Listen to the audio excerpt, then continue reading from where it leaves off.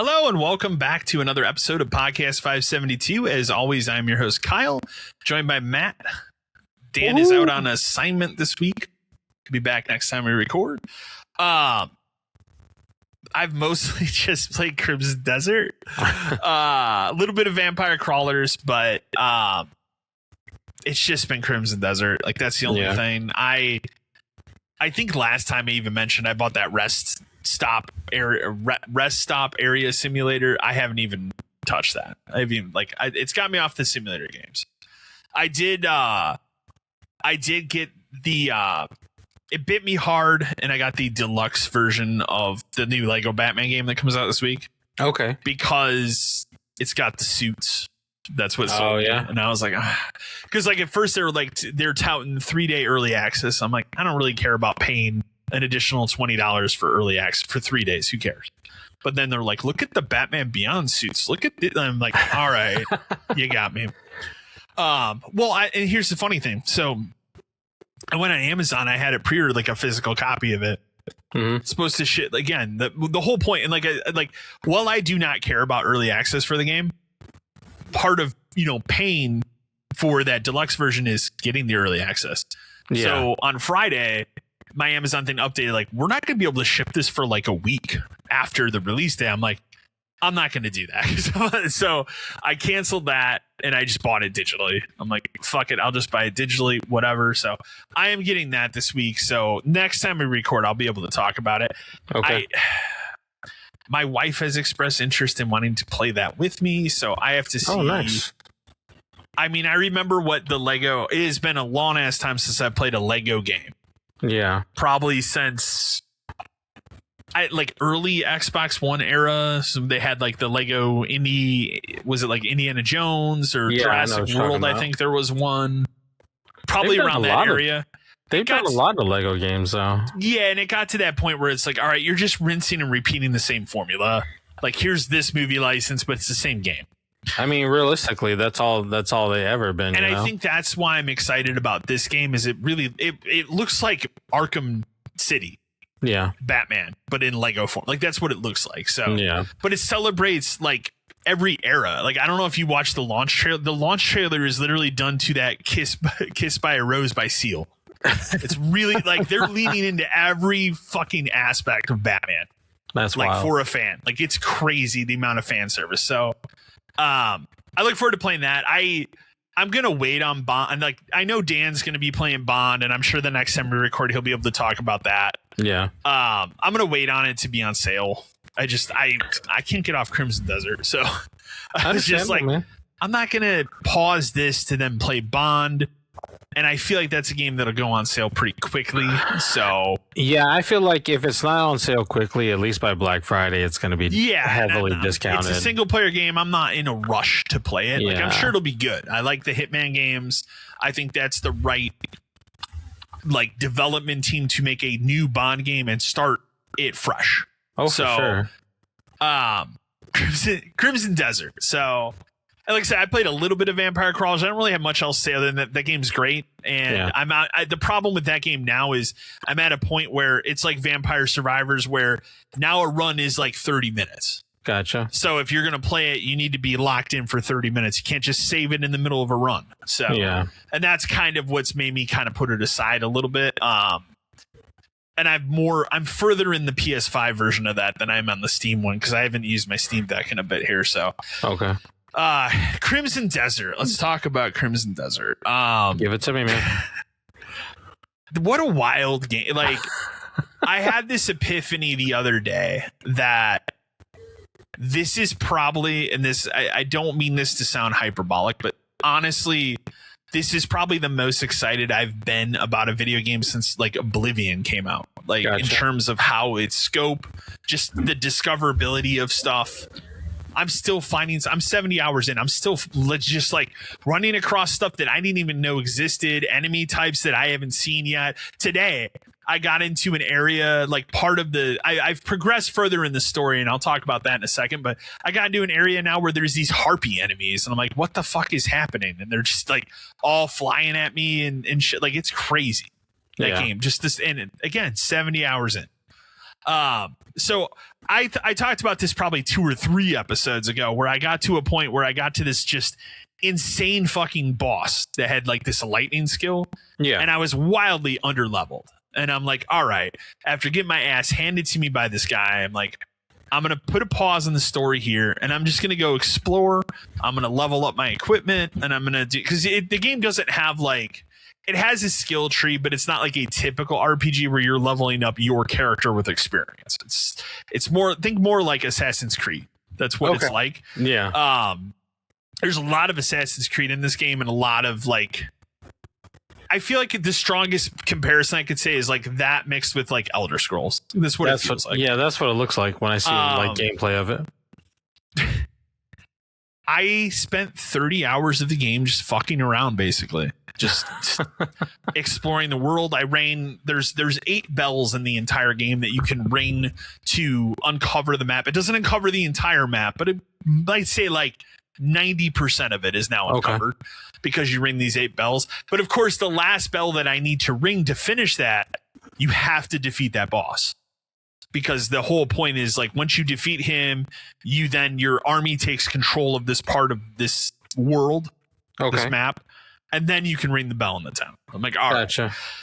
So I went around, I rang the other 7 bells, and then I've been just literally grinding, doing side missions, like random person, you're walking down the road, random person, I need help, go help them, do whatever, and then come back. Like there's one I found where like there's a bridge that's like out, and you walk up, this dude just hanging off this bridge, screaming for help. And so I'm like, all right, and I run up and I grab him, pull him up, and he's like, thank you. And then it's like some sort of like what is the word I'm looking for here? It's like some sort of like not litmus test, but like it's basically like a test to see if you have good karma. So the minute you pull the guy up, he's like, thank you, and he just fucking disappears. And then you get like some bonus stuff for being a good dude, I guess is what I would say. Stuff like that. It's just the game's wild. And I got at one point I started exploring the desert area of the game because there is a massive desert. It's called Crimson Desert for a reason. The 2 like wild things I found there's an enemy type in that area that like rides Komodo dragons. Oh. And they're pretty hard to fight. And then I can't remember if I sent you the picture or not, but there's one point where I was scaling these mountains and I got to the other side. There's this like giant, like it almost looks like a crop circle. Like it's just this crazy looking design. I'm like, what is this now?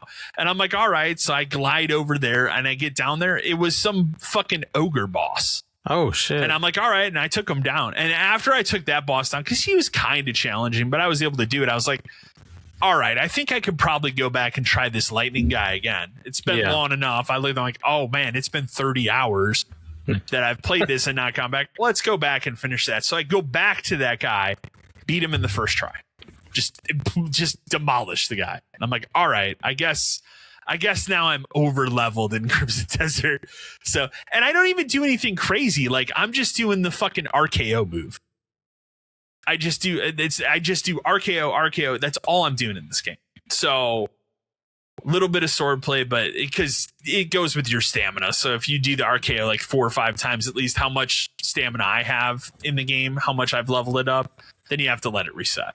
But I mean, if I got to do the RKO move in a video game consistently, I'd do the same thing. Well, here's the funny thing. It's not technically an RKO. It's not called the RKO because when you do this move, it's supposed to be a clothesline. That's what it's called. But he literally goes underneath and does the RKO, like exactly what you think it is. So it's weird. I might have to Google this real quick. You keep talking about this, but now I gotta look it up. Just Google it. It'll be the first thing. If you type in Crimson Desert RKO, it's going to come right up. Guaranteed. Yeah, it did. It's an RKO. Like it's literally an RKO. They know what they put in the game. Oh, but I can even see what you're talking about. Yeah. Yeah, he does it from the way that you would expect it to be, right? Like like sometimes if you're doing a sprint towards somebody, you will do the clothesline. Yeah. But sometimes he just does the RKO and I'm like, okay, I get why you put it in here. I mean, like I said, if I could do it and get away with it on a game, I'd do it. Sometimes it'll completely kill an enemy. Sometimes you got to do a couple. So, yeah. But it's everything about that game. It's just, I just keep finding more stuff. And like when I first started the game, it was one of those things where like it's very overwhelming once you get through the tutorial. And I thought, oh, this is going to be one of those games where they put so much into it that it's kind of one of those like everything's kind of mediocre. But there's no way that's a clothesline. I know that is legitimately an RKO. It's an RKO. It is an RKO. Fantastic. So, I've done I have not unlocked the thing where you can swing from the trees yet. Okay. Because you have to get to a certain part in the story, I guess. So I'm on chapter 8 of the story. I Googled it because I'm finally like, how long is the story of this fucking game? It's 14 chapters. So yeah. I got a chunk of the story to go. Story, and again, I'll still say like the story is the weakest part of this game. Like it just, I'm in and out of it. Maybe it's my fault. The only cool thing I'll say, so I beat this lightning boss guy, and when I say beat, I didn't kill him. He ended up, we ended up capturing him, and then he got his hand chopped off because they were torturing him. The guy ran away. After the next boss I fight in the game, the character you play as, Cliff, he gets injured and he's like out.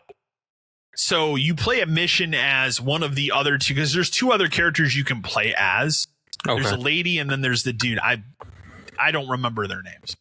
Their names are, again, the story is so unimportant. I'm surprised I remember the main guy's name is Cliff. But the guy that you take over as, he is an orc. So he's pretty big. Okay. You end up going and hunting down the lightning dude that his hand got chopped off now, and then you end up killing him as the orc guy. Okay. And that progresses the story. Then after that, it's like, okay, now you're back and you're playing as Cliff. So I thought that was kind of interesting and cool in the game, but like it's Anka. Anka, okay. And I forget what the lady's name is. Her name is Domain. I can't pronounce it. Damiane, like domain. I will say this. At the 70-hour mark, I finally unlocked another trophy in this game. I have 3. Like I have 3 trophies in this game. I actually last night I looked it up, and a lot of it is just collectibles, doing these different puzzles. There's so many puzzles, and like gotcha. I guess in a way that can be one of the other downfalls of the game is like there are a lot of puzzles, but they're like if you look at the puzzle, like I tend to complicate those, like look at them and think of the most complicated part, but most of the time they are going to be the most simple solution you can think of. Yeah. So if you look at it like, oh, I could just do this, that's probably the answer. So I've seen people kind of gripe about like the puzzles being a little too easy, but there's so many of them. I looked up one of the collectors, like 141 of these boxes you have to pick up. Like it's absurd. It's really truly the forever game. Like, hey. I'm not complaining about that. I've had a blast playing it. I'm not nearly close to that point of like I can put a break in this, you know. It keeps going. I keep finding crazy shit. I keep finding new different biomes. There's another place that's really crazy in this game. In the middle of the map, there's like a dark, damp forest area to the point when you go in it, it's dark. Like you have to put on your lantern because it's so overgrown. Yeah. There are these terrifying miniature mushroom people that will chase you. Oh shit. Like I'm talking like small, like they're probably the size of like a squirrel, but there's a bunch of them and they'll chase you and they poison you. So I still haven't gone back to that town that has the kids that were knocking me out. I don't know what that's about. I still don't know what that's about. Like the game is wild. It's crazy. I cannot stress enough how good it is. Highly recommended, but go in knowing it will consume anything you're doing. So if you're just kind of person that wants to play like a lot of games at the same time, this will take everything over. But yeah, I played a ton of it. Still no signs of slowing down on that. Yeah, like I said, my only other thing coming right now will be Lego Batman. I look forward to looking at that. Yeah. So I'll be able to talk about that more. That'll be a nice palate cleanser from Crimson Desert. And I will say I really want to play Forza Horizon 6. I've seen a lot of it this week. I think it's out in early access if you paid for that. I keep seeing, because that game has like a crossover with Gundam.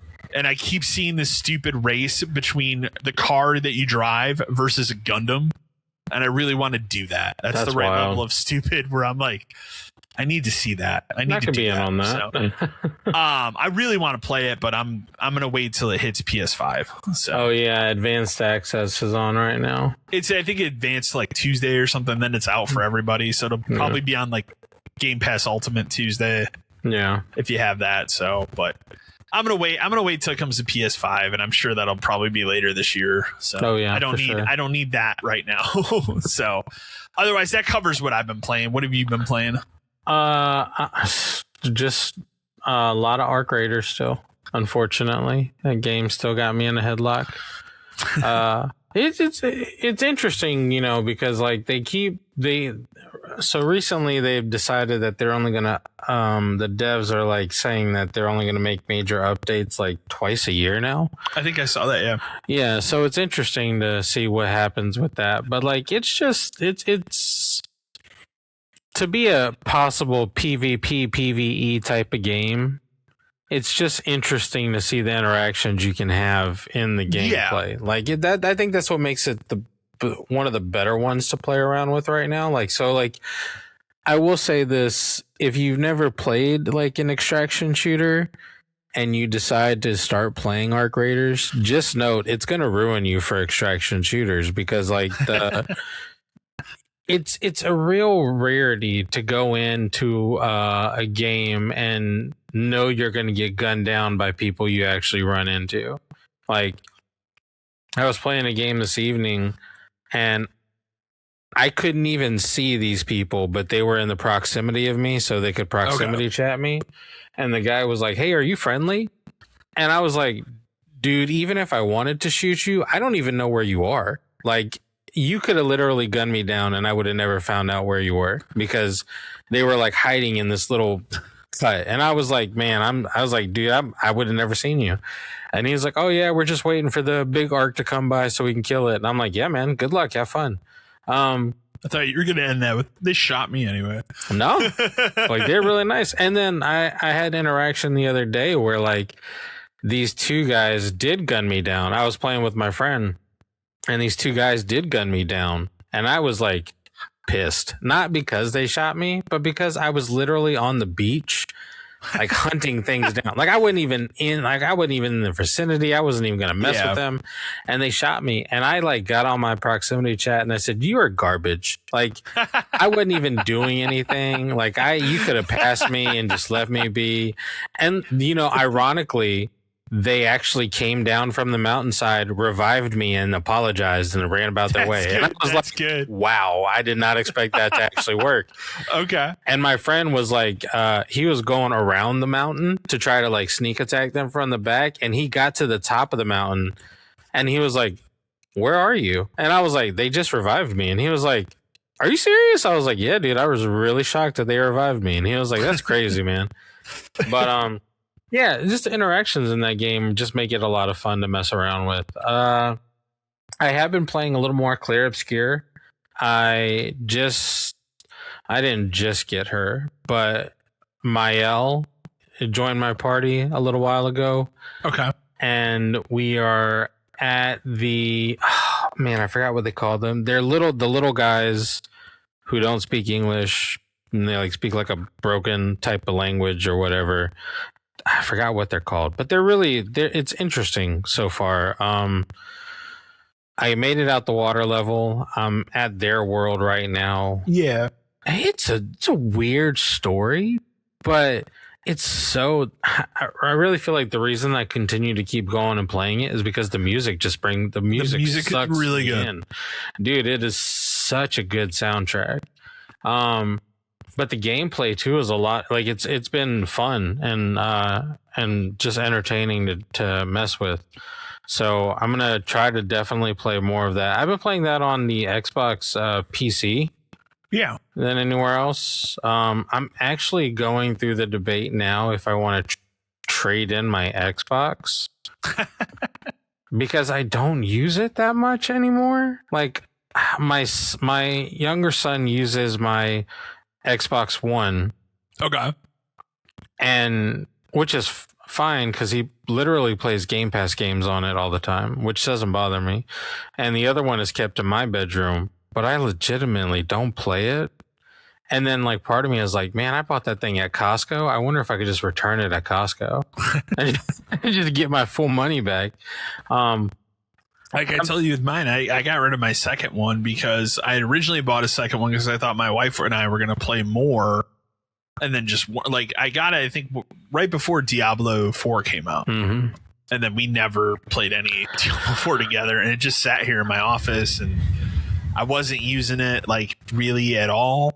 And I just got to the point I'm like, I think the trade-in credit for GameStop is still like $280. That's not bad. Like I said, I paid $400 for that system, and I got $340 store credit when I traded in. I was like, "That's fine."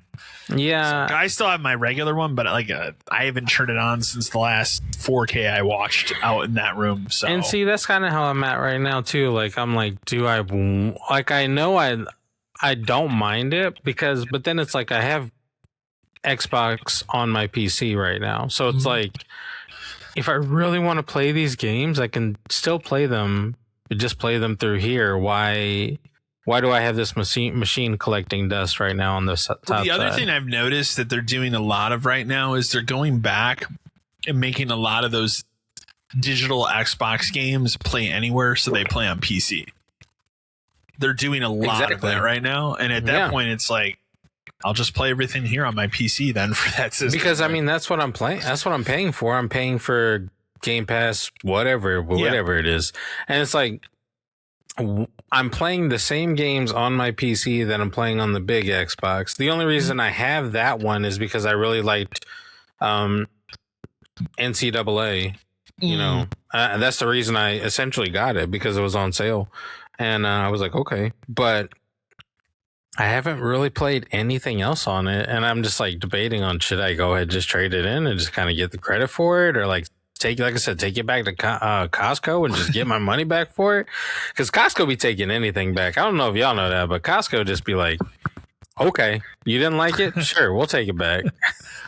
But yeah, I'm playing more Clair Obscur. I'm gonna try to. I mean, I know I'm nowhere near getting through it, but I'm really gonna play more of it this week too. I also bought Once Upon a Puppet. I saw it dropped on Steam. I think it went down to like $7.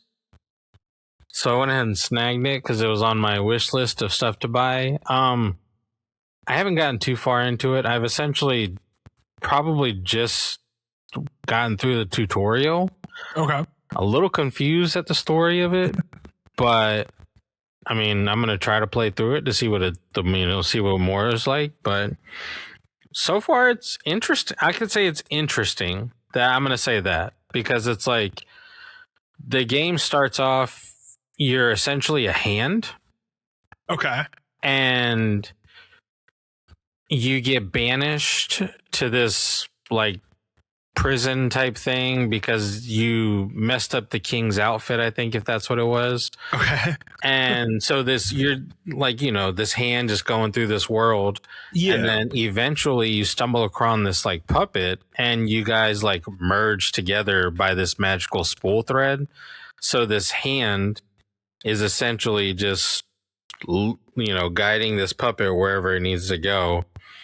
And the game is essentially like a stage kind of thing. It's really strange and weird, but I mean, like, realistically, it's not, like I said, it's not, I haven't gotten through far, so I can't really say like anything negative about it. I could just say it's interesting right now. So I'm gonna try to play through some more of it before we record again to see how far it is I like it, and kind of go from there. But it was on my list. There's a bunch of stuff now dropping on sale, so I'm gonna see.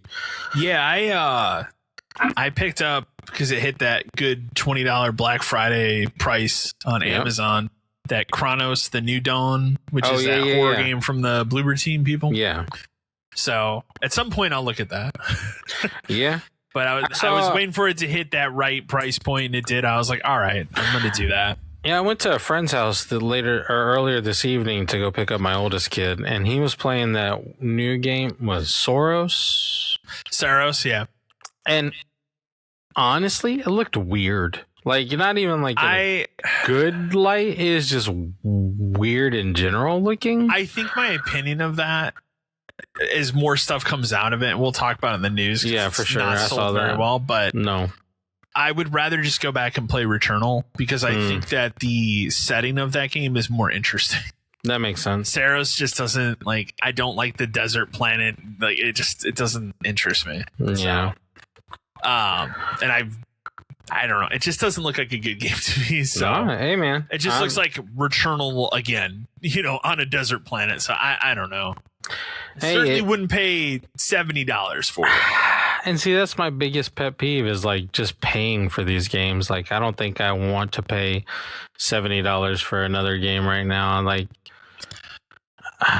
That is a game that within a year, I guarantee you will be a PlayStation Plus game. Yeah, for sure. I totally agree. Yeah, totally agree.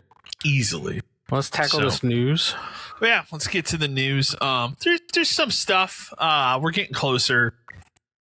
I feel like the next time we record, we'll probably have a bunch of rumors because there's going to be that's literally right around the corner from these showcases. Like there'll be the Xbox One. Yeah, I'm sure Sony's going to do something within the next couple of weeks.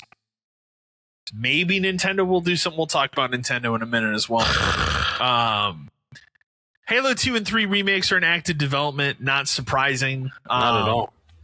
The only one I would kill for is a remake of Halo 3 because it's never been done. We've done Halo 1 like 100 times. We've done Halo 2 twice.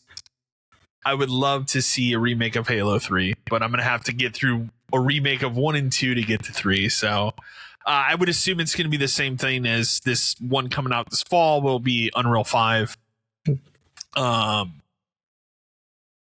Call of Duty will not release on last-gen consoles for the first time in 14 years. There will not be a Call of Duty, whatever this year's Call of Duty is called, on Xbox One or PS4. It's time. I mean, this should have happened 5 years ago. Like, realistically, like, are we, at this point, Call of Duty is the same thing. It's rinse, recycle, repeat. Just did not do well last year. A new scenario. Like, I'm serious. Still like, sold, Warzone does its numbers, man. Like, it's just, it does. It really, if you were smart, you would just end up essentially like cutting the ties of the game Call of Duty and just literally sticking to like your battle royale because that's where your money's going. Because I just don't see. Call of Duty is just like, Madden and MLB and WWE. It's just the same exact thing, just different skins, and it's not good anymore. No. Even I think it wasn't this year's Black Ops 7. I think it was the one before that. Whatever that one was the last one that I tried and played the campaign. Was that just called Black Ops 6? I think it was. Yeah. Because I think that was the joke when we got to that. The end of the Xbox showcase last year, and they were showing this super futuristic game. I'm like, oh, this looks cool. What could this be? Black Ops 7. Yeah, that's all it was. Like, more leadership reshuffles at Xbox. So that new CEO is reshuffling things there with some people from it's all people from that AI division that she came from, which I find funny. But at the same time, what's crazy, and I don't think I put it in here, but she killed the Copilot thing for Xbox. Like, they're just not going to put that or implement Copilot with anymore, which is crazy. I mean, being the background she comes from. So, hey, maybe she's learning. I don't know. I watch it with a very cautiously optimistic eye of like, maybe they are going to try and churn things around, but it won't churn this generation around for them. No, definitely not. They've also done an update. I don't think it's out yet unless you're like an insider. So you have like the pre-release updates for the dashboard, but they're updating the achievements for the first time in like 10 years. So there's like little badges and stuff now. I don't know. I would still argue I think trophies are better at this point. I think they're handled way better than achievements are. Sarah, let's talk about Sarah. So Saros has not done well as a first party title. Just trying to find the number. The number is low. I wanted to say it was like maybe only 300,000 copies or something. I don't know if it's in this article or if it was a different one I was reading. But if you look at the US like list of the top selling games for April, it is 11th for North 11th. America. Yeah. Because obviously the number one selling game for North America was MLB. That makes sense. Pragmata like blew it up. Crimson Desert's still number 3. Mouse Fucking PI for hire. Are you fucking serious? This is how bad this is. Okay. Fucking the PS5 Starfield version sold more copies. Was number 5. And they considered that not a bestseller either. 300,000 copies in the first 2 weeks for Saros. Yeah. Okay. Yeah, like even this picture that's on this article that I'm reading right now, it does not look entertainingly fun. No, it doesn't. It just, I like Housemarque, the people that make these games. They came from a really strong background of like arcade. Yeah. Like if you think about like the Xbox arcade, they were kind of doing that for PlayStation. They had some of those like top down shooters. Like there was the zombie one. I don't remember the name of it. Then there was Alien Nation. That was one of them they did. And then this PS5 generation, they decided to make them a full blown studio. Yeah. And they made Returnal, which I thought Returnal was cool when it came out. I think one of the only reasons I really dived in on it is because it was an early enough PS5 game where there wasn't a lot out. Yeah. But I thought the premise of it was cool. I didn't think it was worth $70 at the time that I got it, but it still was a cool and interesting game. I can understand that. The way Sony is closing studios, like I would not be shocked to wake up, one of these days over the summer and learn that this studio is gone. It would not surprise me at all. Not at all. So it I was not surprised that this game didn't, and they were really trying to pump it hard in the last month. Like I've seen a lot of Saros ads. So yeah, let's get into Nintendo. We'll talk. There's 2 big things with Nintendo. So as of September 1st, they are raising the price of the Switch 2. So they're going to be the last of the big 3 to do it. They're only raising it $50. So it's not as crazy as some of the other ones, but still they're raising the price, which is really dumb. Well, yeah, I just It's a bummer to see this keep happening. yeah. And then every time this happens now, and then one of the things that new CEO of Xbox, not to take it back to Xbox, but she keeps saying like affordability is one of the things they're looking at. And it's like, I don't think you can put this new Xbox out at a cost that is lower than $800. Yeah, I just don't see how you're going to tell me it's about affordability, knowing good and well it's not about affordability because you keep making it more. I just can't see it. Yeah. With that being said, Star Fox, there was that rumor. It was like an episode or 2 ago that we recorded where there's going to be a new Star Fox and there's going to be a remake of Ocarina of Time this year. Yeah. Star Fox is real. It is a remake of Star Fox 64 again. So I'll read the email. We got an email about it. I'll read it real quick here. Jeremy from Columbus, Ohio. Howdy, guys. What do you all think about the Star Fox announcement? Personally, I think it's shit. Another remake of Star Fox 64. What is this, the 4th time they've done that now? Would be cool to see them just have the confidence to put out a brand new entry in the series instead of just rehashing the same game once again. Sure, it looks good visually, but I just feel like this is wasted potential. I mean, that's my biggest thing. Like, I haven't watched like the full entire trailer or anything like that. But I saw somebody talking about it. Like, they showed a clip of it and they were like, "Oh, a new Star Fox game," and I was like, "Oh, cool." And then it was like, "Wait, this is just a remake of the 64 version," and they were hyping it up like crazy. Like, they were super ecstatic. I'm sorry, but these Nintendo content creators like really bug me because it's like you keep hyping up dog shit. It's literal dog shit. Like it's because they don't get fed a lot. No, they don't. And so when they do, they have to overextend. It's so bad though, because I mean, like, I'm sorry, like, yeah, would I love a revamped version of Star Fox? Yeah, sure. But like, do I need it? No, because if I want to play the original 64 Star Fox, I'll pop it in and I'll play it. Because play the 3DS version they made. You got the 3DS version, you can get the 64 version. I mean, like, that game is just, it's available to play. Yeah, the graphics might not be fantastic, but I don't want to pay for just updated graphics. I'd like to pay for a new fucking game. Yeah.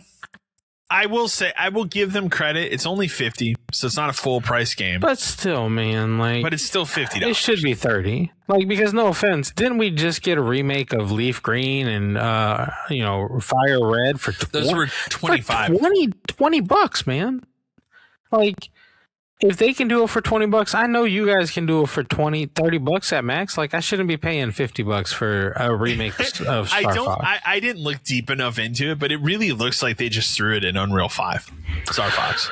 That's what it looks like. I have not sat down and I did not watch the presentation, but I've seen enough clips of it. Yeah. To go, okay, it's Star Fox 64 and it looks good visually. Yeah. But do I need that? No, I really don't. I'd rather just have a new game, like a new Star Fox. Yeah. So I was really hoping, like, when that was leaked last time we recorded or the time before, whatever, I was really hoping it would be a new Star Fox game.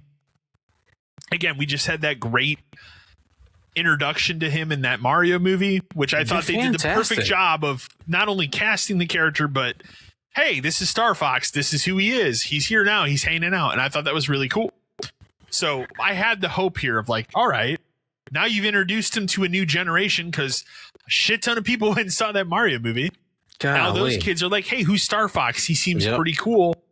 And this is what you're going to put out is just a remake of that game. Sure, that audience will be there. Yeah. But I would have rather them be like, here's a new Star. And again, this could lead to a new Star Fox game, but will it? Or is it just going to be, well, we remade that and okay. Like, I would in hope another 10 years. But a part of me also knows I don't believe it's going to. Like, that's the thing about it. Like, I would love a new Star Fox game, but it's just like you had the reintroduction of Star Fox in the Mario movie. You could have, like we originally said, could have tied it with a brand new one and made it work. You didn't even have to change anything about it. It could have been the same exact thing. Star Fox shooting things in his plane, and it would have been fine. But now it's like, yeah, will this remake do decent? I believe it will. Not a problem. But then it's just like, I'm just tired of the remakes and the remasters. Like, legitimately, it's at this point, it's like, put out a new game and tie it with the remaster, get hell. For $80, you get the remastered Star Fox and you get a brand new Star Fox. You know how many people would blow their mind to pay for that? It's like, for sure. I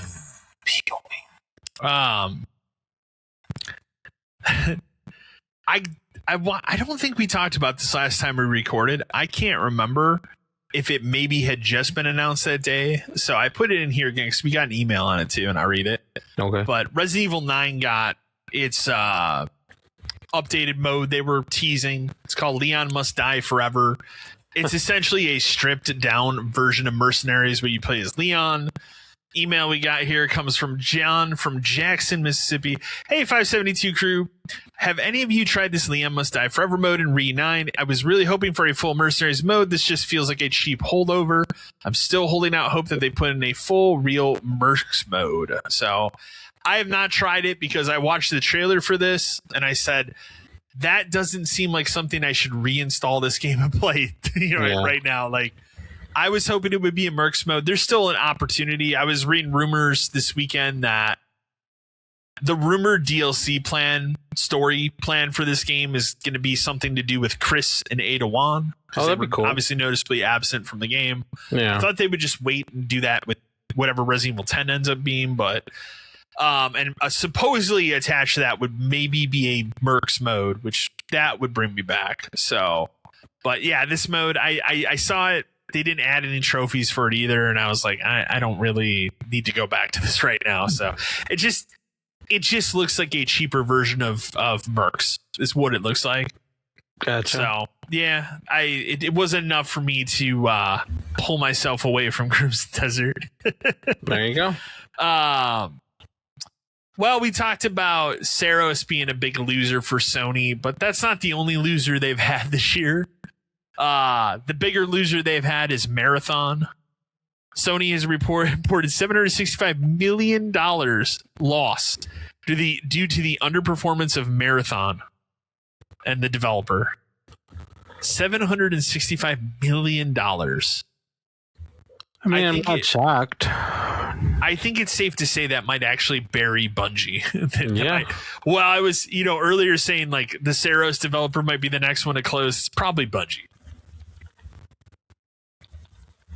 So it's, and the thing is, like, Marathon reviewed really well. I think it looks cool. Like, once we got over the art fiasco with that game and whatever was going on there with the stolen assets, it seemed like Marathon looked like a pretty cool extraction shooter. It has a cool aesthetic to it. It reviewed very well, but I would not pay money for it because that's also another game I look at and go, they're going to throw this on Plus in 6 months. Yeah. To try and salvage it. Yeah. It's got apparently the player count for Marathon is sitting at around 10,000. What is the player count for Arc Raiders in comparison? Ooh, let's look. I'm just curious. Like, what? That's got to be much higher. Oh, yeah, for sure. Has to be.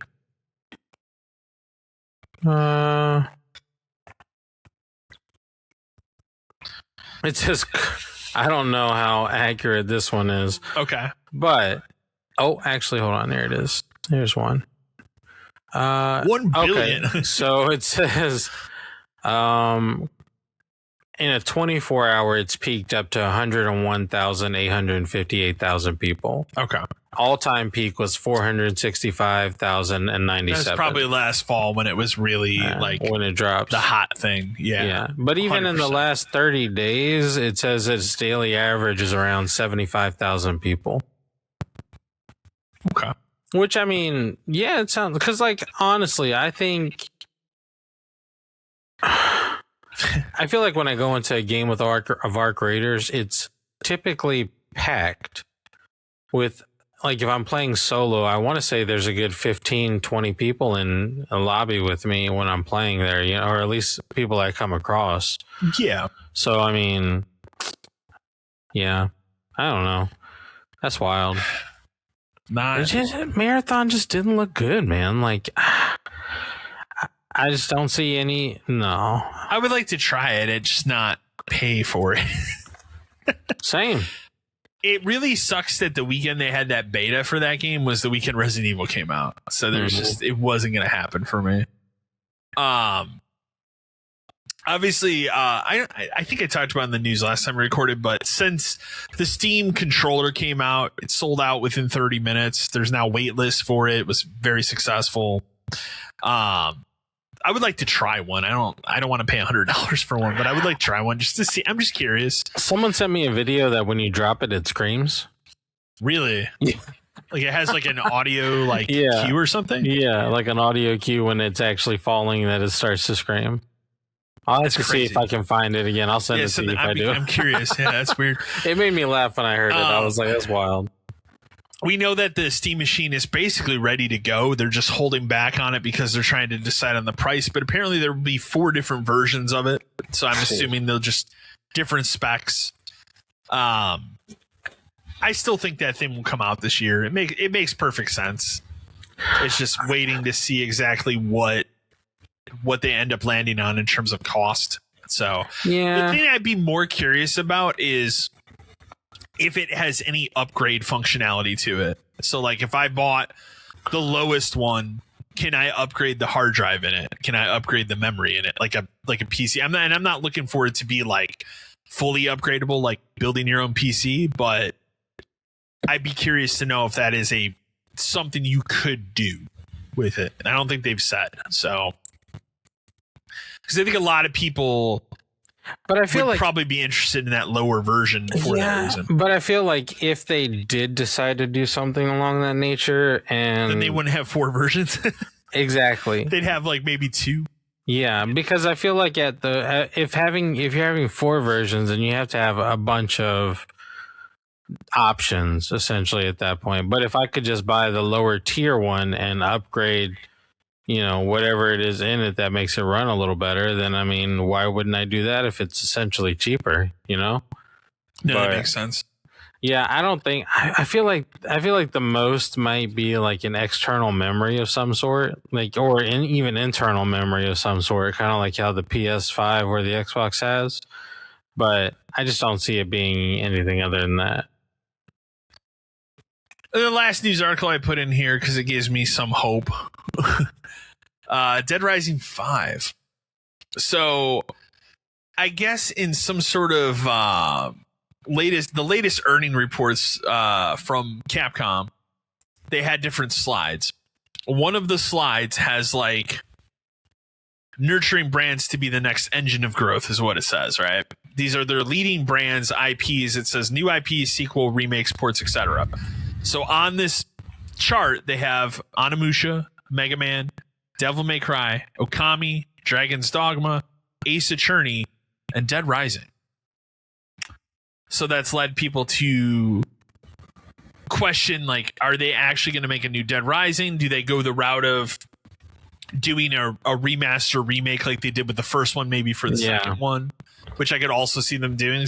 I don't know. Like, I never heard any kind of sales figures for what that first one did. Like, did it do well or did it not? Like, I enjoyed playing through it again.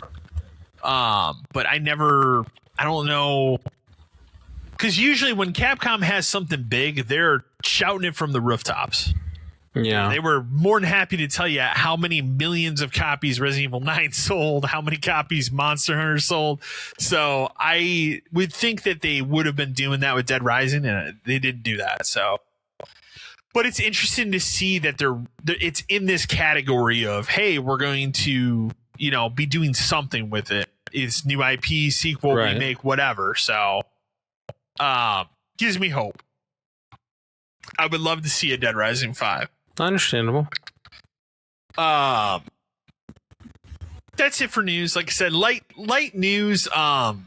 We'll see next. Like I said, next time we record, we should see some bigger rumors. The only other news thing that I'll mention it. I didn't put it in here, but there's a lot of heavy rumors that we're going to get a GTA trailer either Monday or Tuesday this next week, because supposedly they're going to open up and start the pre-order campaign for that game. Which, yeah, they should probably put out another trailer at this point to start hyping that game up. We're now at some, I think they said, in the summer they're supposed to start ramping up. Yeah. Like hyping it. So we're about there. So for sure. We're rapidly approaching the original release date, which was May was the day after Memorial Day, right? So we're pretty close to that. So yeah, that would make sense. Yeah, I agree. Be interested to see another trailer for that game. So, game recommendation for the week. I just put in Crimson Desert. I said Just Cause 3.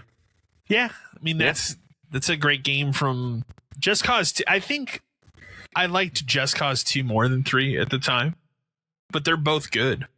With 4, I never played 4. 4 was the one where they started getting the weather. So I have 4. I started to play it.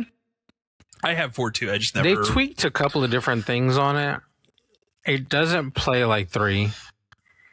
And 3 is where I started. And 3 got crazy. And I remember the reason I bought 3 was because someone showed a time lapse video of them just standing in the middle of a road. And literal chaos just started happening around them. Cars were wrecking into each other and blowing up. And I was like, that's crazy to see.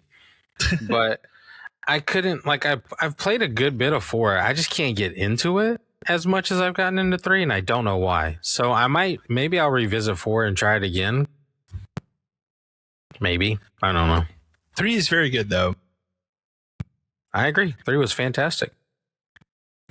We can kick over. You know what? I'll mention this too, just because we have in our document that we share the GameStop dumbass move of the week. How much do you? I probably should save this for when Dan's here because he'll have more to say about it. But how much did you see about the eBay fiasco with GameStop? I don't think I saw anything about You didn't it. see anything about that? So the idiot CEO of GameStop, that Ryan Cohen guy, Chewy as we like to call him, Yeah.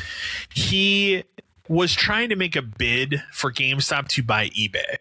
Oh, Which yeah. Okay, I eBay do. basically was like, no, we're not going to do that. Yeah. But there was specifically a viral video going around where they were interviewing that GameStop CEO guy, and they fact checked him on the air and asked him, because when they were looking at all the assets for because I think they were going to offer like 56 million, I think was the number. Yeah. When they were fact checking the assets, he was coming up like $15 million short.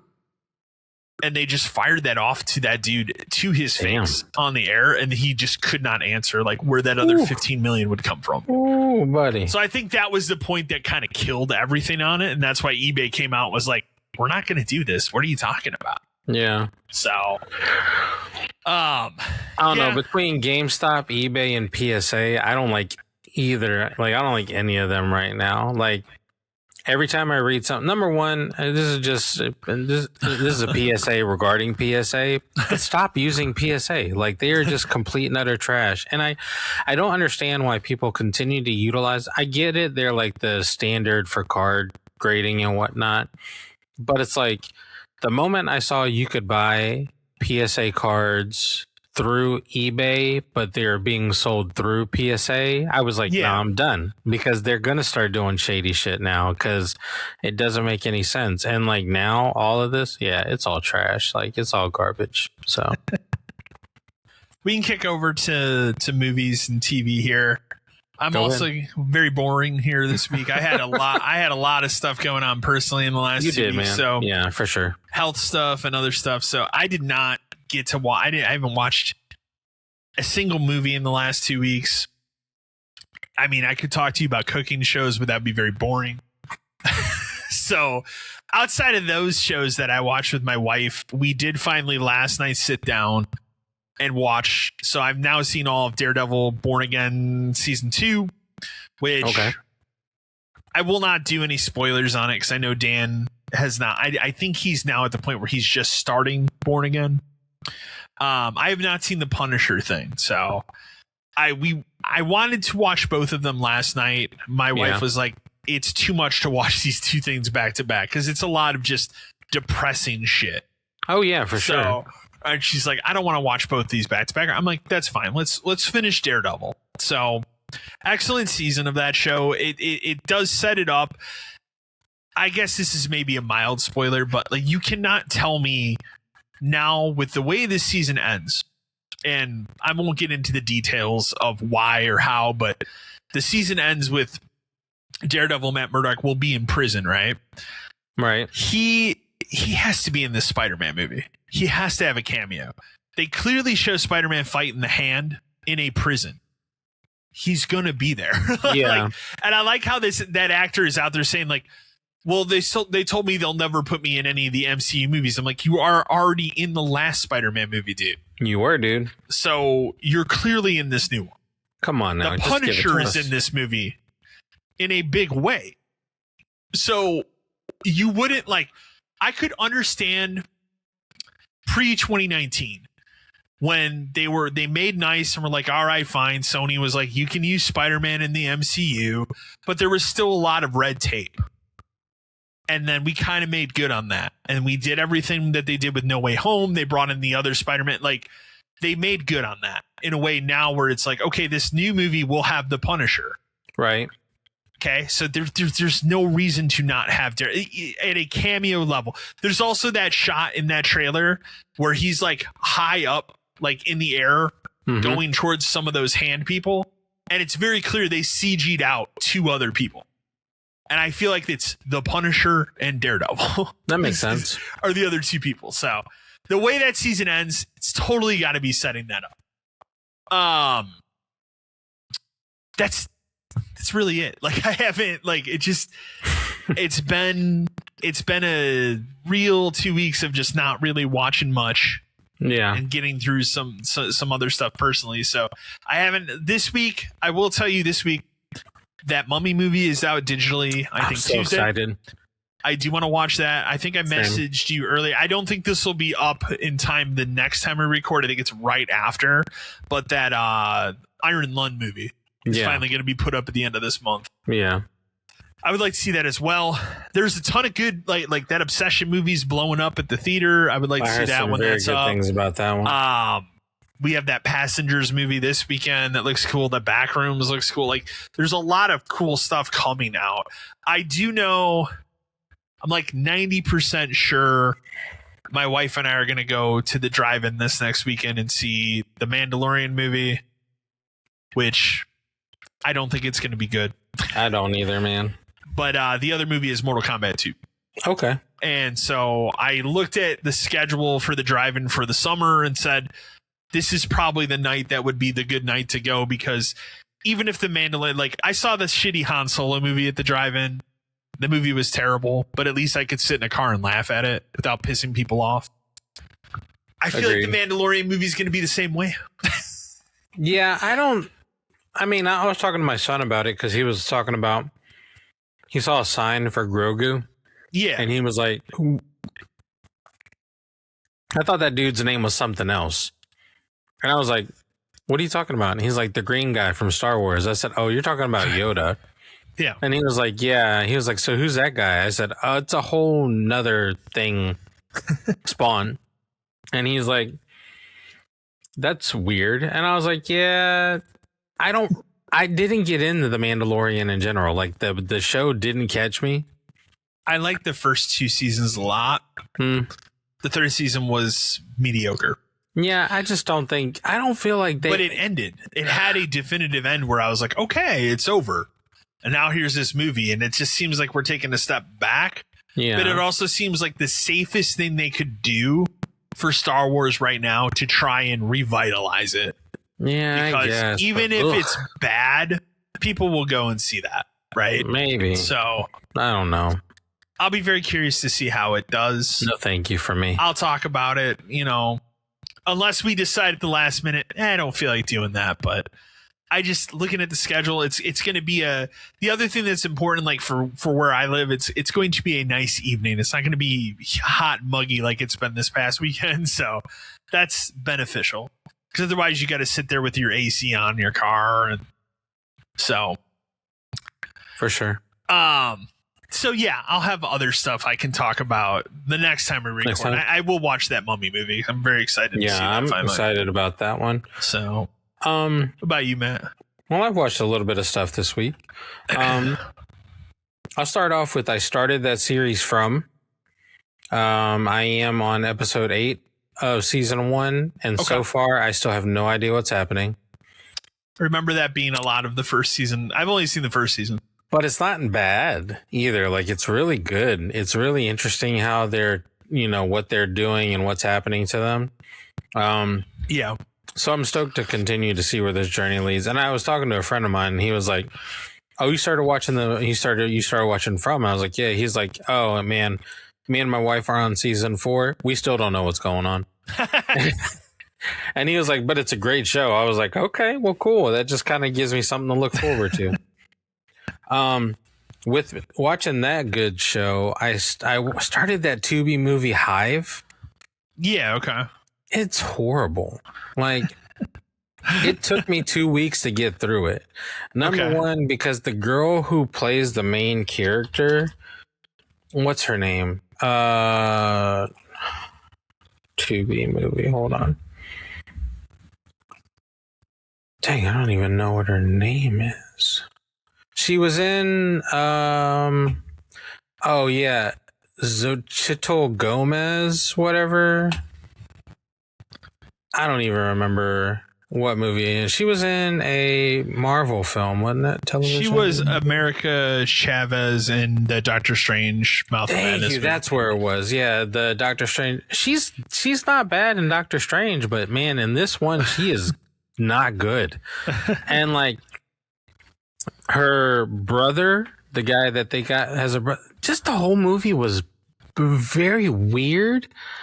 but not like in a weird way that grasps you. It's just like, what are we doing? Like, what is happening? Because it's like they were mentally taken over by the queen bee, this little town. They kind of use the kids to like kidnap people, but then you really don't figure out where this thing came from. Like, like in movies, typically, you find out someone's a bad guy. You kind of get the lineage of how they made it to where they're at. This one, no, you still don't know what's going on by the end of the movie. Like, you don't even know how she got to the point where she got to, like, where the big bad villain came from. And it's like, it's just bad. It's a bad movie. Like, don't waste your time on it because it's not great at all. Thank God it was on Tubi, because I'd be mad if I wasted my money on that one. With that, I watched Georgia Rule. That's that Lindsay Lohan movie. Came out, I don't even remember when. 2007. I saw a clip of it on TikTok, and I decided to give it a shot. Essentially, Lindsay Lohan plays this troubled teen who her mom and her stepdad send her to her grandma's house, so she lives with her grandma so she can kind of get her life together and go to school if she wants to. Well, at one point, Lindsay Lohan tells her boss that her stepdad has been essentially molesting her since she was like 12. Okay. And the grandma believes Lindsay Lohan. The mom, of course, doesn't believe Lindsay Lohan. But by the end of the movie, you find out that the stepdad has been assaulting Lindsay Lohan throughout her life, and he's just a big piece of shit. All in all, it's a movie. It's not fantastically great. It's got, which is weird because it's got a lot of decent star power to it. Like Jane Fonda plays the grandma. You got Lindsay Lohan, Dermot Mulroney. He plays in a lot of different stuff. Carrie Ells. I know who you mean. Yeah, him and this guy named Garrett Hedlund. I forgot what he plays in, but he's done a lot of different stuff too, from what I've seen. Like, they had decent star power on it. It is just like, it kind of jumps at some points in the movie. It doesn't really make, it does make sense, like how they got to it, but the mom becomes alcoholic. The grandma is like really possessive and really wants everybody to essentially be good when they're really not. It's weird, but I'm glad I watched it so I don't have to watch it again. It's okay. It's an okay movie. I will say there are some like trigger warnings in it when it comes to like, sexual assault and stuff like that. Like between Lindsay Lohan and her stepdad, it's wild. And then I watched Undertone, which I meant to tell you that 2 weeks ago on the last time we recorded. I actually watched Undertone 2 weeks ago. Okay. That's the podcast one, right? Yeah, I think it was a good movie. Okay. I've seen mixed things on it. I can definitely see where people didn't like it. I think for me, what really made it kind of a little more interesting was before she starts the podcast with her friend, you hear all kinds of all kinds of noise. Like, it's just essentially noise throughout the day, blah, blah, blah. But the moment she puts on these headphones, everything quiets down. Like her world goes silent. And like the basis of it is they do like a murder podcast, her and her friend. Well, she lives with her mom because her mom is like on hospice essentially. And her friend lives somewhere else. So they do this podcast, I would assume like it's once a week. Timelines, you don't really know. Timeline wise, I don't really know how long the whole movie really was because it kind of jumps in time. Sure. It's one of those back and forth. Yeah. But every time essentially they started doing this podcast, and what happened was that they were sent audio clips of a crime, essentially. And what it is it's a couple who just starts recording their evening because the boyfriend says, "Hey, you talk in your sleep. I didn't know if you knew that, but it's really weird when you do that." And she's like, "No, I don't." He's like, "Yeah, you do. I'll start recording it to tell you." And like, essentially, they do record it, and she finds out she talks in her sleep, but then they end up summoning a demon, and that demon takes over their life. And these people who are doing the podcast are essentially listening to it happen. And then as it's happening to this couple, they essentially invite this demon into their world. I think it was well done. I think it was a good movie. I could definitely see why people wouldn't like it. Sure. But I enjoyed it. And I thought it was solid. So, like... Have you watched Faces of Death yet? I have not, but I will. It's up.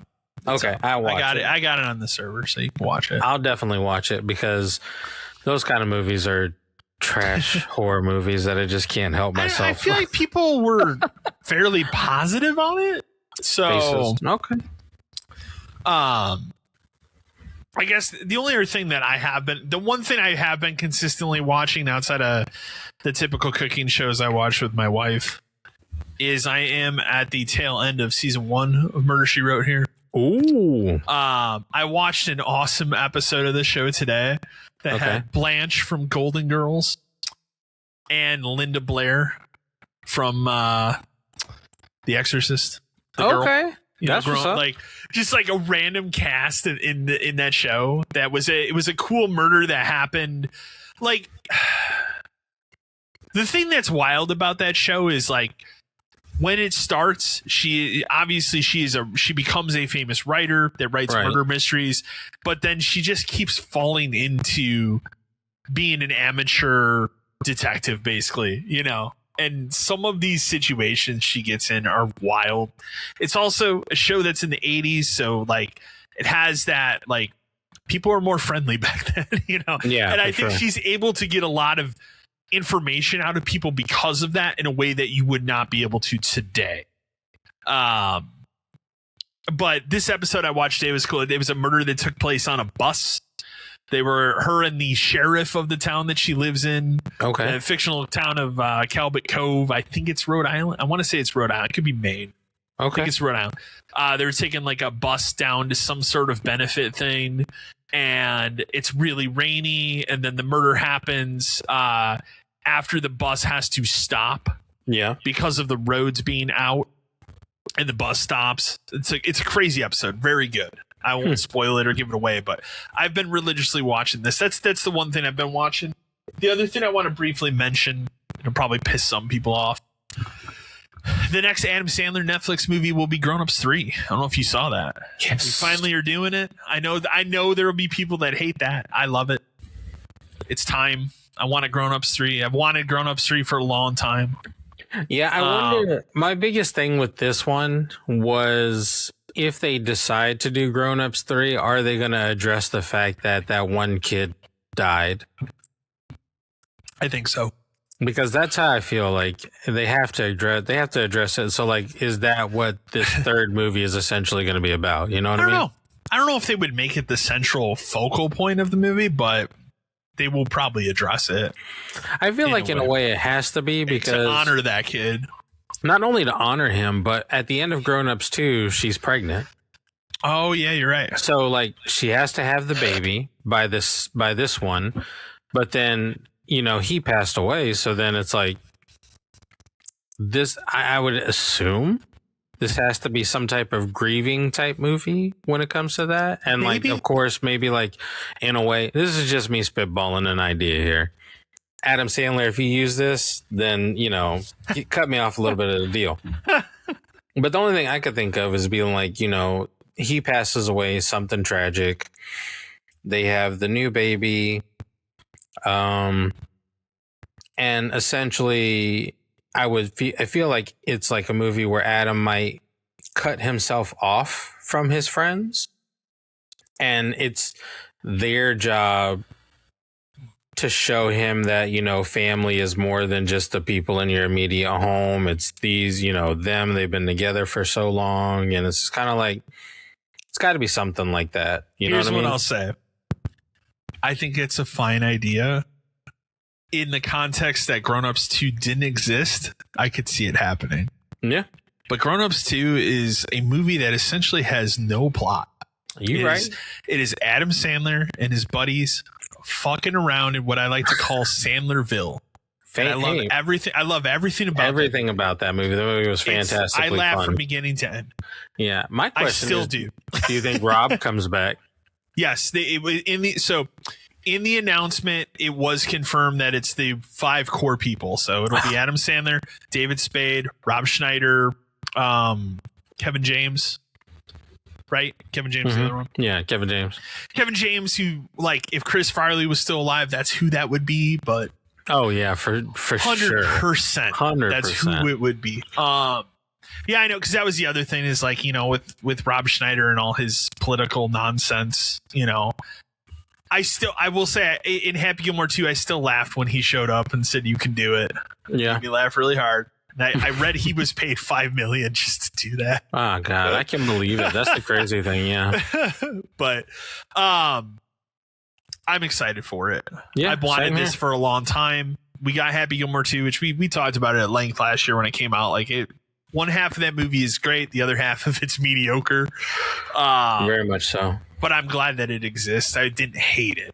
Yeah, same. And I'll be curious. This will do wonderful for Netflix. Every Adam Sandler, like, even the worst of the worst, they still bring in the numbers for Netflix. So I still watch Jack and Jill, even though I know it's the biggest piece of shit. That's one of the few I've never seen all the way through. It's horrible. It is so bad. But there's still parts of that movie that make me giggle. Like, I guess it's just that Adam Sandler has that garbage humor that it's still funny no matter what. I still find funny at times. Yeah, like the one Netflix one I always cling to that I would say is very funny is Hubie Halloween. You seen that one? That's one I haven't watched. I need to watch. One. Okay, let me watch that. It's just the right level of stupid. There's some really good bits with Steve Buscemi in that movie that made me laugh really hard. It reminded me of a classic, like, this is what I expect out of Adam Sandler type of movie. So, in a way that, like, again, the first half of Happy Gilmore 2 was very much that. And then it does that turn where it's like, I don't really like where this is going. No, I fully agree. Super excited. Like I read that, like, finally, I've been waiting for years for them to do Grown Ups 3. Let's do it. So I'm glad that's the next thing. I would assume that'll be next year. It's the same guy that directed all, like, the last 5 of these movies, so they have a good rapport at this point. Has to be, but I would say next year. I can't see that movie taking long. If you ever watch Workaholics, it's the stoner. It's the guy that sold them weed, the drug dealer. It's that guy. That's the director. Okay. I think he directed a lot of those episodes of Workaholics, and he was the technical 4th part of that crew from that show. So he is a good rapport, I guess, with Adam Sandler and those people. So makes sense. But I wanted to throw that in here because I'm excited about it. So hey, I'm sold. I'm sold. Mm-hmm. We can kick over to emails. We only have 2 since we read those other ones. Like I said, it's gonna be a short week. There wasn't really a lot going on, and I don't want to bog down the podcast talking about the medical issues I had this week, but I had a lot of I had a very big, like, I had an ER trip and some other stuff this week. Right. So a lot of my time has been devoted to that. A lot of my time has been devoted to just getting healthy again. Yeah. Put it that way. Done a lot of walking outside. So a lot of walking, a lot of my wife's been doing a lot of yard work and actually making our yard look somewhat decent, because we've lived in this. This is our 5th year living in this house, and never really made the yard look great. So I have, like, to tell you how kind of trashy it is right now. We threw out a mattress last year. We had to get rid of from our guest room. And I put it out to have them take it. And this was the week of Thanksgiving. So this is how long ago this was. And the garbage people came to take it. and they literally flipped it off the trash can into the middle of my driveway and just refused to take it. Damn. And I got pissed off, and we moved it to the back. It's in front of the other car that I have, and it has been out there all winter. And just because I was pissed this entire time of like, I don't want to drag this stupid thing out. So it's had mountains of snow on it. It's bad. But my wife now is like, she's done all this work. She's dug out a bunch of stuff, put a bunch of mulch and stuff, bunch of flowers. We got rose bushes now. Like, she's gotten a little nice. And now she's like, I want to throw all this shit out. And I'm like, I get it, but when I call our garbage people, they're like, we'll only take one big item. So I'm like, I don't want to do one item a week because we got other stuff we got to get rid of. The neighbors next to me are building a new garage. They've been doing this for a couple weeks now. I watched the fucking garbage people roll up last week and take all of their trash, mountains of it. Damn. And I'm like, okay, that's fine. So maybe I'm going to call. Sound like you. I don't know what I think it was because it was the week of Thanksgiving. Nobody gave a fuck and they didn't want to lift this king size mattress to throw it out. So I'm going to call this week and just be like, will you take a bunch of this stuff we put out, just a one-time thing? I really want to get rid of this shit. So, so a lot of stuff been going on. So it's been crazy. Probably be more of a normal show next time. So this will be more of an abbreviated show. Well, let's kick off the two emails we do have. First one is probably honestly more catered to me, but Brian from Clarksville, Tennessee. Hey, buds. Now the full cast of the Batman Part 2 has been unveiled. Any guesses on who the villain actually is? A lot of people keep thinking it's Mr. Freeze because the movie is set during the winter, but the director has been very clear that it will be a villain that hasn't been done live action before. And obviously with Clayface getting his solo movie, that wouldn't tie into this. Any guesses, any theories? Thanks. Did you ever watch that Clayface trailer? Oh, yeah, it's fantastic. Yeah. That movie looks good. Yeah, it looks great. Really good. Yeah. I don't know how that's going to tie into other shit, but it looks good. Like, I actually, as I was very apprehensive about that movie, because I'm like, I don't know. It looks awesome. So I'm excited about that. So I've seen, obviously, immediately winter, everybody thinks Mr. Freeze. They're not going to do that. Well, it would be cool to have a good Mr. Freeze movie, and I know that'll trigger some people. Arnold's very funny, but he wasn't a good Mr. Freeze. He's very funny. He has a lot of good, stupid, corny one-liners. Yeah, for sure. But it's not a good movie. I really don't think it's Mr. Freeze. It's too obvious. It's too on the nose. I saw somebody trying to put the pieces together today because the way this director revealed each person in the cast, he specifically said, welcome to and blah blah blah, and then he would say the word bad at the end of his little phrase, and he post a gif. But one actor in particular, instead he said the word man. So this guy tried to put it together. Oh, this guy's gonna play Man Bat. I think that's a little too fantastical for this universe, so I don't think it's him. My money is still on the Court Owls. I think it's the Court Owls. It makes the most sense. That can be done during the winter. That storyline, well, it does have fantastical elements. You can remove those fantastical elements, and I don't think it would ruin the story of the Court Owls. And I think that storyline plays really well into this Batman universe because it's very much a detective story, and this is a universe that is detective first Batman, which is really cool. So my money is still on the Court of Owls. Obviously, we know that Harvey Dent's in this movie. I would like it to not immediately push him to being Two-Face. Yeah. I don't want, as much as I love The Dark Knight, like every other fucking person in the world does, that is an aspect of that movie that I'm not a huge fan of because I think they rushed that character and then they killed him. So, and I always get put down when they kill Batman villains off in these movies because I'm just like, you don't have to. And then, of course, The Dark Knight, the one villain they didn't kill is the Joker, and then obviously we know what happened. They were clearly going to use him in the follow up, and they had to change all of that behind the scenes. So sad, man. Yeah. So I would like to see maybe they deal with how he is psychologically prior to him becoming Two-Face, but I don't want the movie to be about him becoming Two-Face. If they do it, I'm not going to be put down, but I would like them to build that for maybe whatever the third movie is. And I'd also like another Joker cameo, and don't cut it from this movie and put it on YouTube, because that guy did a really good job. Like, I went into that movie like I do most of these movies and go, man, don't just do the Joker again. I'm tired of the Joker. And then that guy pulled off a like really interesting Joker performance in a world where like we have two really good Joker performances, Right. not counting the second Joker movie because it's trash. But overall, I still 100% think it's the Court Owls. I really do. It's the time for it. I really think it's the time for it, and it would make perfect sense. It's a hugely popular story in the last 15 years. It really put DC back on the map. Yeah. Modern audiences who read or know anything about Batman know who the Court of Owls is, but it's also something that's an interesting enough concept that will bring old fans in that maybe don't know or just are only people that see these movies. So, really, I'm really excited to see what it is, though.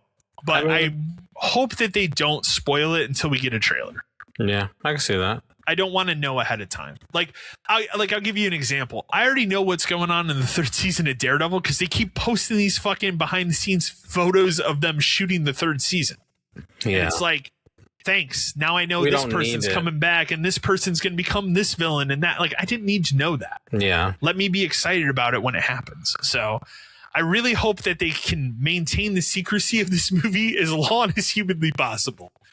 So I really hope as they start, they have started to film it. So okay, because the director's been out there. He posted one picture of the Batmobile in the snow, and it's like the most blurry fucking photo you'll ever seen. And the internet melted down over it. I believe it. And I keep going back to it and laughing because the guy's like, "It is my dream to have a Batman movie in the winter," and I'm sitting here like, dude, Batman Returns is set in Christmas time. What are you talking about? It's been done. Like, but whatever. People are excited. So I'm excited for it. I don't want to know anything else about it till we get that first trailer. And I really hope they can maintain that. So, but Court Owls, that's my money. That's my theory. Our last final email comes to us from Trent from Portland, Oregon. Hey dudes, question for y'all. Maybe you can help me make a decision. I feel like this entire console generation, I've been disappointed in just a lot of stuff. We get this question a lot. A lot. The Xbox itself has had one hell of a bad generation, and no amount of turnarounds for this new CEO is going to convince me to buy another Xbox.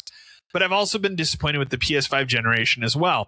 Outside of some solid sequels in Horizon and God of War, nothing has really captured me as far as first-party exclusives. Thinking about just building a gaming PC and going that route, shedding myself on the console space and diving all the way in on Steam. The only thing that really holds me back is, of course, the insane memory and GPU prices right now. Do you think waiting even a bit longer is worth it, or is this something I should buy into now with the consideration that prices are only going to increase? You see multiple system price hikes this generation. None of these systems have had a price decrease. I just can't get hyped right now about a PS6 or Project Helix. It really just seems like Steam is the route to go for the future. What advice can you give me? I think that is the answer, to be fair. Like, most of the stuff that I have played in the last 4 or 5, like this generation, has been primarily either PS5 or PC. Yeah. So I played some stuff on Xbox, but as the generation went on, I played less and less on Xbox. And a lot of that too is like the Play Anywhere part of that. It just plays on your PC. I don't see the reason to own that system anymore. And I don't see that reason to own that system or own a new one. You just play that on PC. As far as the prices go, like, it's hard to answer that question because, like, when I jumped in, within 2 months when the stupid PS5 Pro came out, because I had that hunch that it was going to increase in price, which it did. So, but GPU and RAM prices are a completely different thing, completely different ball game, and they only increase because of all the AI data center bullshit. So it's tough. I will say, I can say with 100% certainty, going the route of building a PC is the right answer. at this point. That is the answer I would give most people today of like, just build a PC. Like Steam is the largest digital library in the world for video games. And you also have the benefit of most everything Xbox can be played on PC now. I would not be surprised. It seems heavily rumored, and I would not be surprised when we get to this Xbox showcase in a couple weeks if they announce bringing back the backwards compatibility program, because it really seems like they're going to do that. But I think the one thing that people are pointing to with it is new games. And I do think they will announce some new games coming to that program.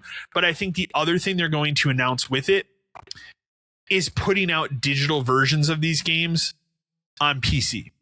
To allow you to play 360 and original Xbox through the Xbox Play Anywhere program. So I think that's what they're going to do.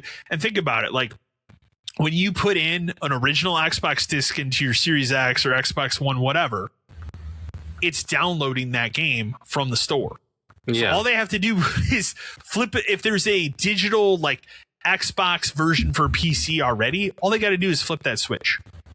So I think that is something they're going to announce, and I think that's only going to benefit the PC audience more. The only thing you're really losing out is PlayStation stuff, because it's very clear that their push into PC didn't work and they're rolling it back. And I think in that sense, like, but you said to yourself in your email, like, if you were disappointed, right? Like, Sarah's probably didn't move anything for you. Marathon probably didn't move the needle for you. Like, if you're disappointed in this generation of PlayStation stuff outside of a Horizon sequel and God of War, you know, you have to ask yourself, are you really missing anything being on PC then? Nope. I don't think that you are. Not at all. So I 100% think that the right choice is to build a PC. It just comes down to when. Because I'll be honest, I'm in the same boat. Like, I would have built a new PC this spring, but I held off another year because my PC still runs tip-top shape. Thankfully, I'll knock on wood here, but it runs tip-top shape. Most any single game I can throw at it, it runs perfectly fine.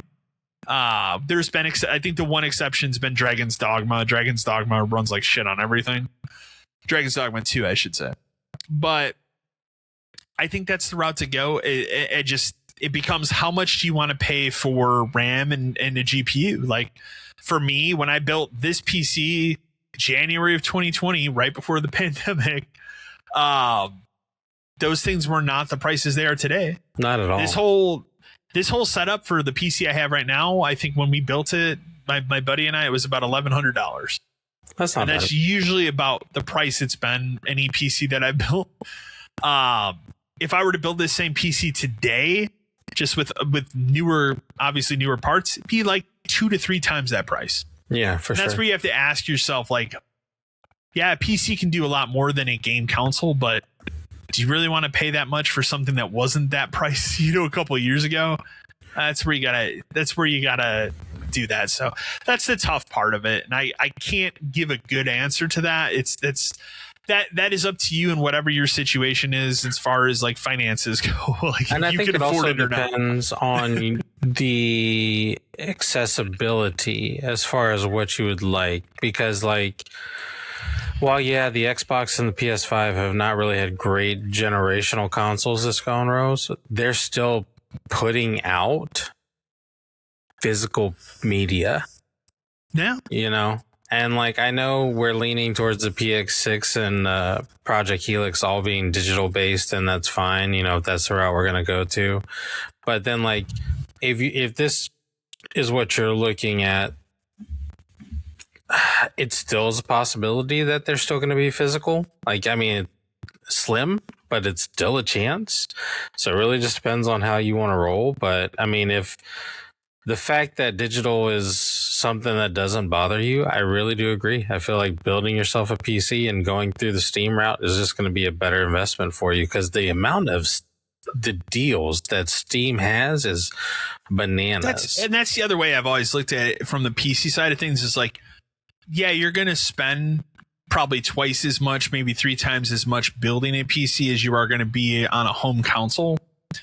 but your savings is going to be in the games that you buy. Well, most everything on PC is digital. I mean, nobody's going out in 2026 and buying a physical PC game. That's just not a thing now. I miss those days. You still have them though. You know that, right? What's that? PC games. Like I've seen them in Walmart. Yeah, I've seen them in Walmart. 101 disc that's available.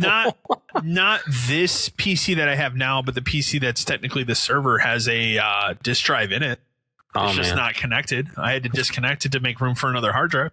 Let's play some Mahjong. So I needed some space for on the SATA part of it, so I had to disconnect it. But technically, I have one on that PC. But again, that's the biggest trade-off is like you will pay 2 to 3 times the amount to build it, but you're going to save in the long run by the games because shit's cheap on Steam all the time. And then especially if you wish list the things that you're super interested in, then they tell you when you're just going to drop. Like I had, I think 3 or 4 games come through today that were wish listed that are in decent sales now. It's just not buying them because, it's going to meet my quota of 10 games a year. So I got to, buy things that are under 5 to not match that quota. But I mean, yeah, it really just depends on how you want to do. I just feel like Steam is such a better investment when it comes to like games. And another thing that, that's not bad is Epic Games. They have their launcher, for Epic Games, and it's essentially their storefront, and they give you a free game, 1 to 2 free games every week. Is every week now? Every week, dude. And the other day, it was like 2 months ago, Hogwarts was on there as the free game, and I was like, really? And I went ahead and snagged it, even though I already bought it on the Xbox. But I was like, that's pretty cool, man. That's still like a $40-$50 game. And for them to just give it away like that, that's wild. The other thing I'll say about like the next generation of the backwards compatibility thing, like I like Xbox without question. I don't see them putting a disc drive in a new Xbox. Like I was in Walmart yesterday.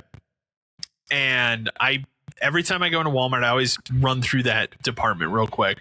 There's nothing for Xbox anymore. It is literally the POSA cards, controllers, systems, and that's it. Any physical games for that system are in the clearance bin.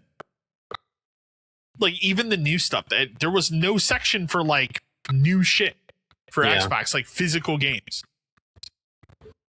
My hope for PlayStation, and this is where I would accept it being a digital future for that system, is if you don't want to do physical media for PS6, that's fine. At least give me the ability to get a disc drive if you're going to have backwards compatibility for PS4 and PS5 games. So I have that option at least one more generation. Yeah. And at that point, after that, I get it. That's where I would be like, all right, fine. But they very well could cut it off this generation and be like, what? And no more. Well, that sucks. Backwards compatibility obviously would be digital only, and that that does suck, but it is what it is. We'll have to see. But 100%. Your question, yes, I think Steam and building a PC is the route to go at this point. And I think that's probably the best way to future-proof at this point. So yeah, for sure. As always, send your emails into podcast572@gmail.com. Otherwise, we'll be back in another 2 weeks for another episode of the podcast. Thank you for listening or watching. Stay safe.